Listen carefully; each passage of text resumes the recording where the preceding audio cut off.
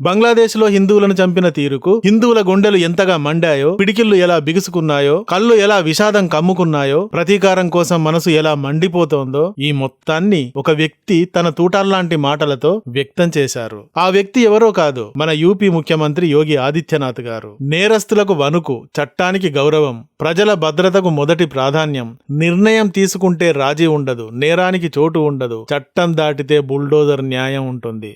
యోగి అంటే ఇవే గుర్తుకు వస్తాయి. చట్టం చట్టుబండలై, న్యాయం అడవిదారి పట్టి, రాష్ట్ర ఆర్థిక స్థితి అడుగంటి దిగజారి ఉండగా వచ్చిన యోగి గారు యూపీకి చావురేవు పెట్టారు. ఇంత పెద్ద రాష్ట్రాన్ని ఎలా రూల్ చేస్తారు?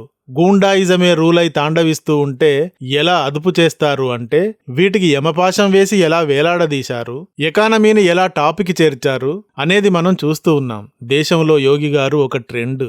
ఆయన మొన్న అసెంబ్లీలో చూడండి, బంగ్లాదేశ్లో ఒక దళిత యువకుడిని ఎలా తగులబెట్టి చంపారో.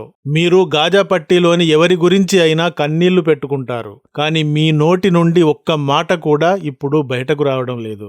బంగ్లాలో చంపబడింది కూడా ఒక దళిత యువకుడే, కానీ మీరు ఈ దళిత యువకుని మరణంపై నోరు మెదపడం లేదు. ఎందుకంటే మీరు దేనినైనా ఓటు బ్యాంకు రూపంగా మాత్రమే వాడుకుంటారు.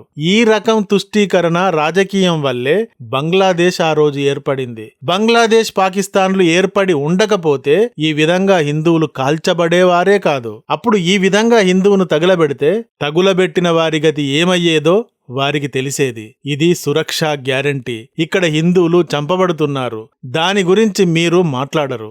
గాజాలో జరిగిన వాటికి మాత్రం క్యాండిల్ మార్చులు చేస్తారు. అందుకే నోట్ చేసుకోండి. ఇక్కడ ఉన్న బంగ్లాదేశీయులను, రోహింగ్యాలను బయటకు పంపిస్తూ ఉంటే అప్పుడు మీరు మధ్యలోకి రాకూడదు. ఇది ఆయన మాటలకు తెలుగు అర్థం.